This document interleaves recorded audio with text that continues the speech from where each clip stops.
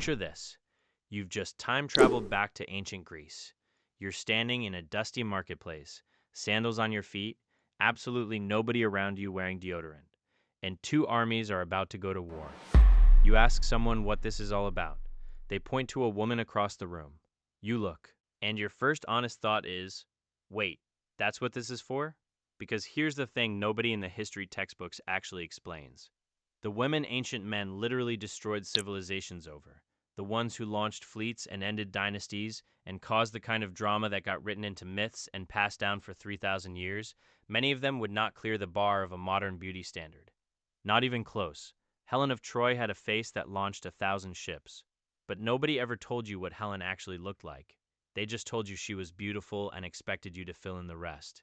What if you filled it in wrong? What if the whole story is weirder than that? The honest answer involves evolutionary biology, ancient marriage economics, something genuinely disturbing about how beauty standards get constructed by whoever is holding the pen, and one particularly strange story from ancient Sparta that should completely reframe the way you think about all of this. So let's start at the beginning. Beauty as a concept is not stable. That seems obvious when you say it out loud, but people don't actually sit with the implications of that. When we say beauty standards change over time, we usually mean something mild, like, oh, different eras preferred different body types. Rubenesque in the 1600s, extremely thin in the 1990s. Fine, got it. But the changes are not mild. They are not subtle shifts in preference.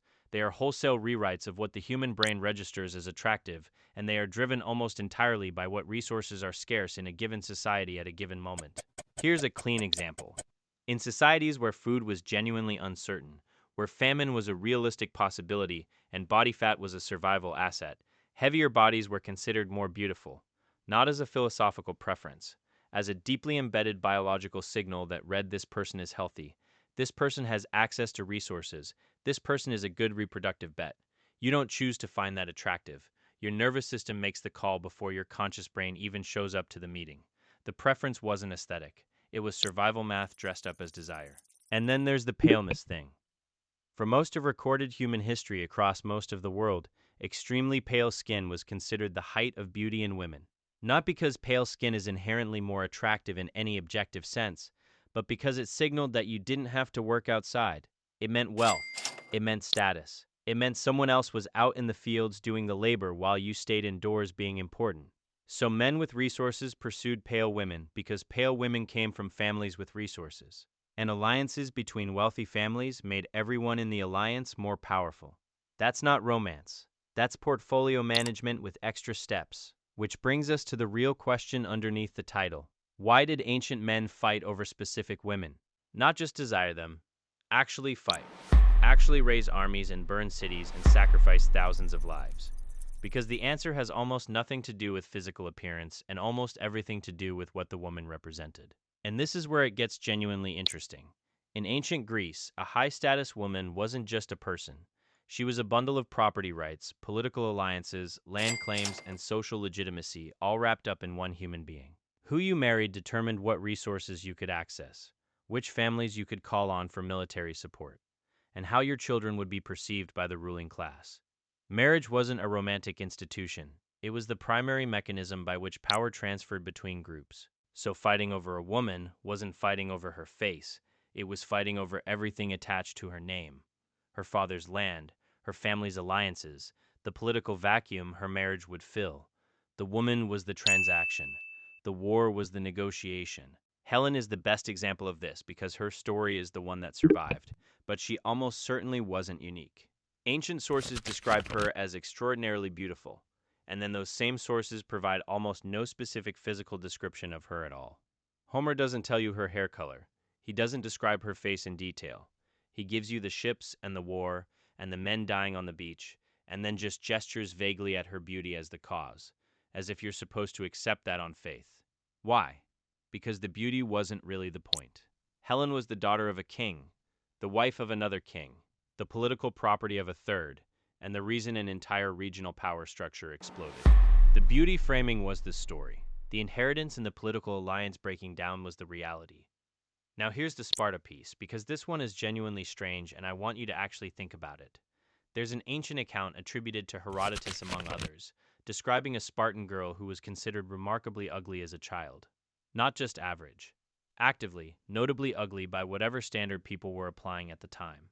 Her parents, distressed about this, apparently took her regularly to a shrine dedicated to Helen, and according to the story, a woman appeared to them there, touched the child, and the girl grew up to be considered the most beautiful woman in all of Sparta.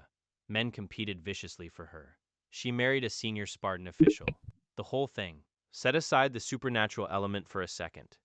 What that story is actually describing is a social transformation, not a physical one. A girl from a family with enough status and resources to visit shrines and perform rituals grew up to be perceived as beautiful and desirable. The beauty and the status upgraded at the same time. Which one caused the other? The ancient sources say the divine intervention caused the beauty and the beauty caused the social outcome. But that's the narrative. The actual mechanism operating underneath is that status perception and beauty perception are not separate things in human social cognition. They are tangled together so tightly that changing one genuinely changes how the other is processed. There's solid modern research on this. When people are told someone is high status before seeing them, they rate that person's physical attractiveness higher than people who saw the same face with no status information. This isn't a polite bias. It's not people pretending to find powerful people attractive. Brain imaging studies suggest the actual perception of attractiveness shifts when status information is present. The brain is doing something to the signal before you consciously experience it. You are literally seeing a different face depending on what you've been told about who it belongs to. So when ancient men fought over women who, by any modern standard, would not turn heads on a street, they weren't experiencing a contradiction. They weren't overriding their preferences for political reasons. They were operating in a perception environment where status, resources, and family alliances were so deeply folded into attractiveness that separating them out would have felt meaningless. The richest, most powerful, most connected woman in a region was experienced as beautiful because those things were beauty in that context. The signal and the substance were the same thing. There's also the scarcity problem. In many ancient societies, the pool of women with high enough status to be considered appropriate matches for elite men was genuinely tiny. We're talking about handfuls of people, sometimes literally single digits across an entire region. You didn't get to be selective about physical features when there were only 4 or 5 women in the known world whose family connections made them a viable match for your political ambitions.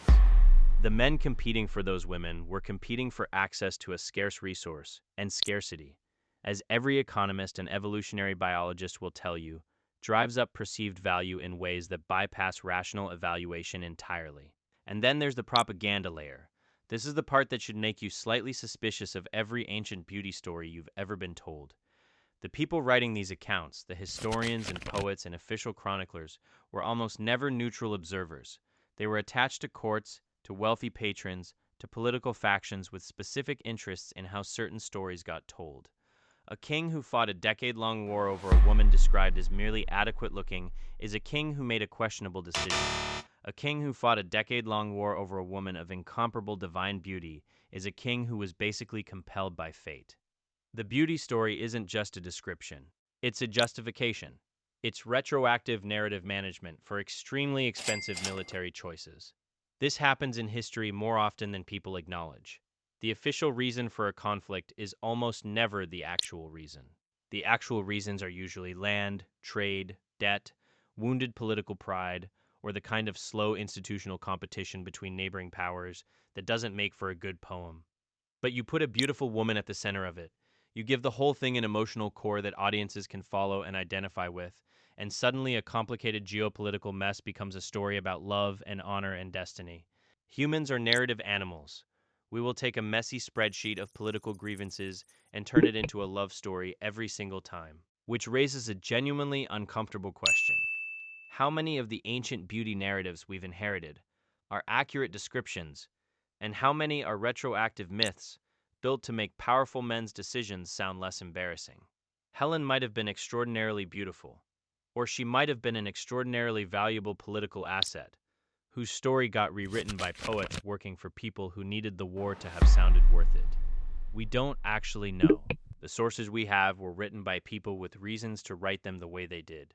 What we do know is that the women ancient societies fought over were, almost without exception, women who represented something beyond themselves, an alliance, a dynasty, a claim, a threat to someone else's power structure. The beauty was either real and tangled up in status perception in ways we've been discussing, or it was constructed in the retelling, or some combination of both. Either way, the actual driver was not cheekbones. It was never cheekbones, it was land and lineage, and the terrifying leverage that comes from controlling who inherits what when a powerful man dies. The ancient world was not romantic, it was transactional in ways that are uncomfortable to stare at directly. Women were property in most of these contexts. Valuable property, fought over property, occasionally property that got deified and turned into myth, but property nonetheless. The fighting wasn't about love in any modern sense. It was about who got to hold the asset and everything that asset unlocked. The ugliest woman in the room, if her father owned the right valley or commanded the right fleet, was worth more wars than the most conventionally beautiful woman with nothing attached to her name.